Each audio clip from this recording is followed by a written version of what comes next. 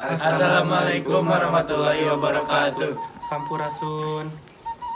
Perkenalkan, Wasta Abdi Hasbi Rizky Suwardi di kelas 10 IPA hiji.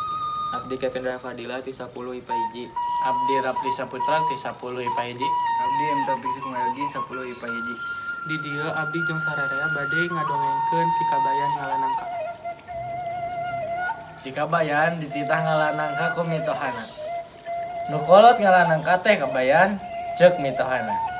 Kenceling si Kabayan ka kebon. Nyorin bedog rek ngalanangka. Barang nepi ka kebon, si Kabayan alak ilik kana tangkal nangka. Manggih nunggeus kolot, hiji tur gede pisan. Tuluy we diala, barang dipanggul kacida beratna. Nah, pikir si Kabayan teh. Tuluy we nangka tuh teh ku si Kabayan dipakadelkeun ka wangungan.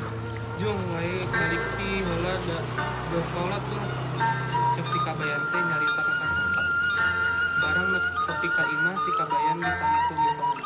Kabayan, meunang ngalanangka teh momo we. Meunang mah nyaduk deui kolot. Tebal si Kabayan. Mana atuh ayeuna nangkana mitohana nanya. Har, naha can datang kitu? Apan tadi teh dipalitkeun dititah balik ti heula cek si Kabayan teh.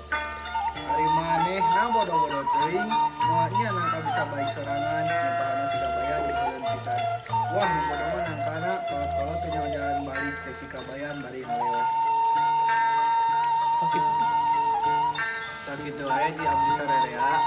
Ampura milih aya kalepatan tina bahasa tanapi kalakuan. Wassalamualaikum warahmatullahi wabarakatuh. Waalaikumsalam.